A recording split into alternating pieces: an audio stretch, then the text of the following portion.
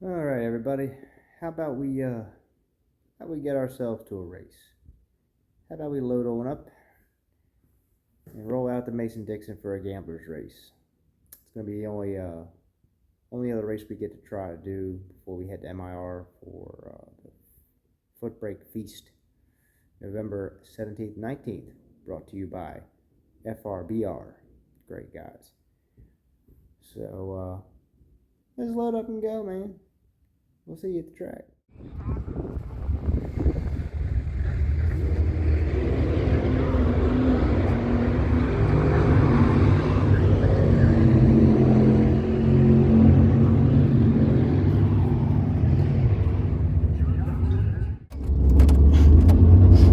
Alright, we're at Mason-Dixon for the gambler's race. Trying to get some laps in before we go to MIR. I don't know, the car's not running great, but it's still going straight. Let's see if we can do something.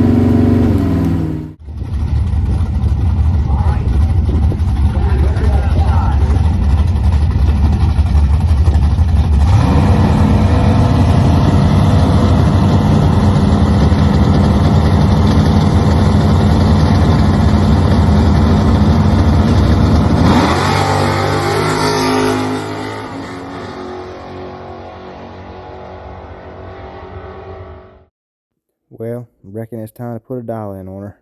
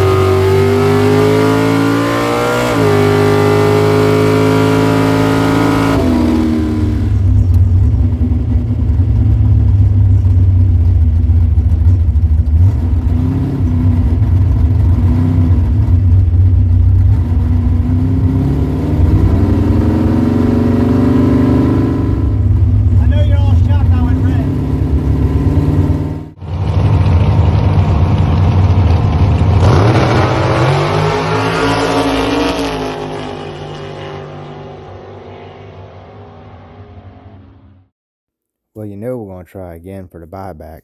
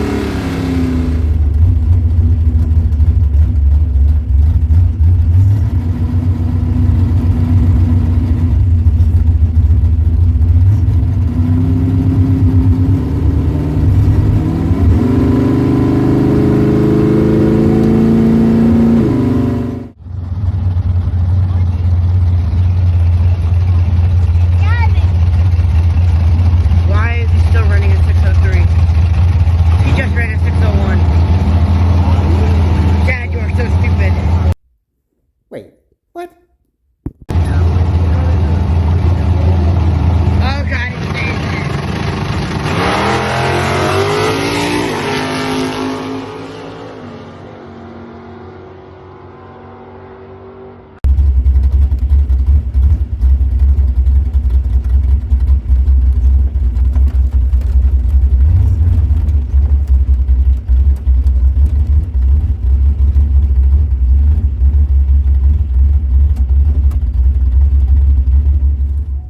Well, I just ran a 601 twice.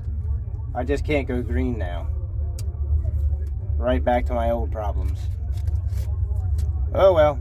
She went straight though. Alright, so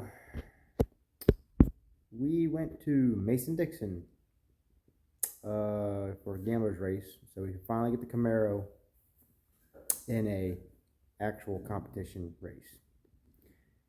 Didn't go so hot. First hit, car was slow, still felt good, still felt straight. Was 15 on the tree, all that, great. But it was slow. But yes, you went 601. I played with the timing. It went 602. Figured, well, that was the wrong way. Moved the timing back. I feel like the timing might be jumping around a little bit. It might be time for another MSD pickup in the distributor. I don't know what it is. This thing is eating up 2 of those. I can't remember last time I did one on the Nova, but this one just kind of eats them up. I don't know. It's weird. So I might put one of them in for MIR. But anyway, we moved the time back. And guess what? It went 601 and 601 again. But then I couldn't go green. So apparently I'm getting comfortable enough in the car again that I went, let's see, the lights from the other week, the first time out were, the first one didn't count. I wasn't trying. I was purposely leaving late. Second one was a 31, a 21, and then my first one last week was a 50, or this Saturday was a 15. And then it was negative 24, negative 28, negative 12. Now, when we go to MIR, all those bulbs will be double over teens. Mason, I don't know, nobody's ever actually told me, but judging by how the car is slower there, the 60 foot's never as good.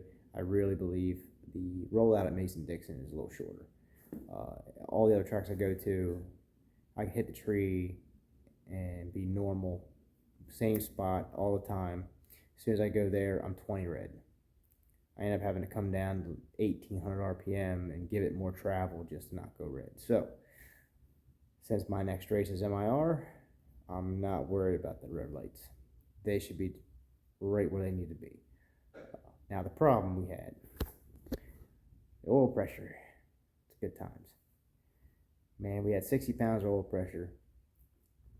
Smack it, go down the track, jumps up to 80, and then does this number, bounces over around 50. Matter of fact, like 45 to 50. So I believe the pickup is too close to the pan. I knew it was kind of close. I thought when I measured it, it was within spec. I even took a little square 2x4 and made a little dimple in the bottom of the pan, just kind of give it a little bit of a cup right there, just to give it a little extra clearance. I don't think it's enough. So we had to we're ordering a pickup for an 8-inch pan, which is what I got, and hopefully we'll be all right. But on a good note, I had to tear the oil pan off this thing with this nice new tubular front end. Let's take a look. Yeah, look at that. Notice how there's nothing there, and notice how the pan's already on the ground. It only took me took me 5 minutes to drop the pan. Look, even the starter's still there. I didn't even have to move take the starter off. And thank God for one-piece oil pan gaskets, because the back actually had a little bit of a leak anyway, so we're gonna have to put a little extra goop on it and put it back up. But gasket stayed up. She didn't have any leaks except for that one little drip hanging off the back. So ain't nothing wrong there. And I did not find anything wrong with my pickup. It did not have any cracks or anything. And in here, oh, there's my washer for the drain plug. I have not cleaned this out or anything, and hey, look at that. I don't see. There's a couple little chunks of blue gasket material, but pan looks clean. There's a magnet. Magnet looks clean. So luckily, she isn't hurt. So all we gotta do is get a pickup, put it back on here. I already told her the oil pump apart. Everything looked good in there, teeth and all good. So hopefully we dodged a bullet there, because I only put 7/8 mile passes on her. And it's a good see. And this is why, not just for making videos, but I like to have a video of me going down the track in the car, so I can go back and see my gauges. And that's how I caught it. I caught that I didn't see it. I saw it in the video after I was checking it out. So, good tip. All right, so that's how our race went at Mason. But we had some special guests. Mike and Courtney were there. Courtney was racing the Maverick. So we got some video of her doing some runs. She did pretty good. And also there was some super stock racing going on. A lot of wheels up. I love the stock eliminator cars, man. They're awesome. They're all 60 foot. They're all doing some good wheelies and still run some good numbers. But man, they lost good. Of course, you got to have a good track for that. Thanks, Mason. They've been on point the last couple of years. They really have. I really enjoyed racing there. Also got to thank my boys. My boys were actually with me. I didn't catch them as much as I wanted to in the videos. I didn't think about it. They came out, and Holden actually had to run down to the trailer and grab a wrench for me so I could adjust the float in the staging lanes, because it dropped. I had a knee on the seat stick, and I had set it wrong because it was sticking and blah blah blah. But he ran down, got me a wrench, I had it all fixed up before my round. So boys were there. We had fun. Got to watch some good stuff. Came home in one piece. Now we gotta go to MIR. All right, let's go.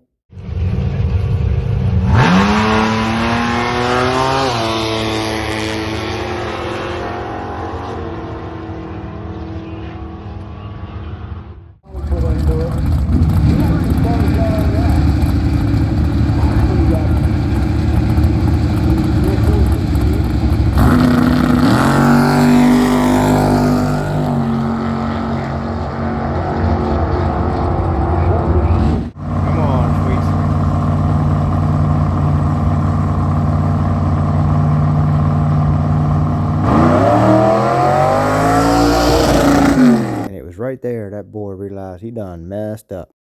Come on, Courtney.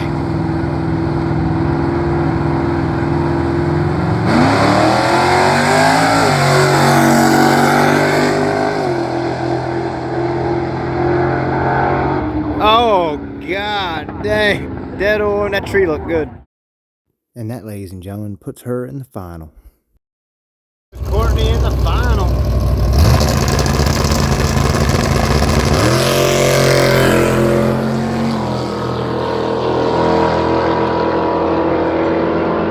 Hot damn! And that's how you put a car in the winner's circle.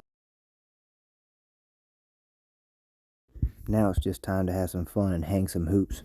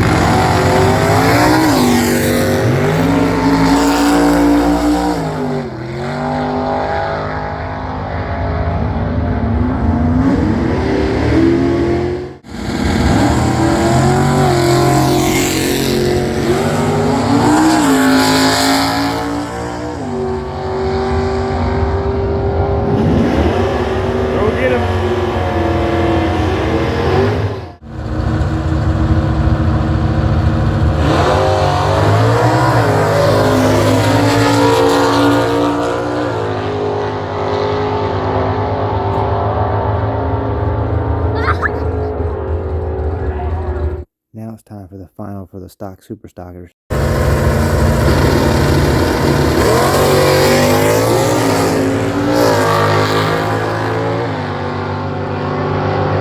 he went red. Camaro got it. That was a gorgeous Camaro. Wait a minute. Before we leave, you have to see my not so great sheet metal work.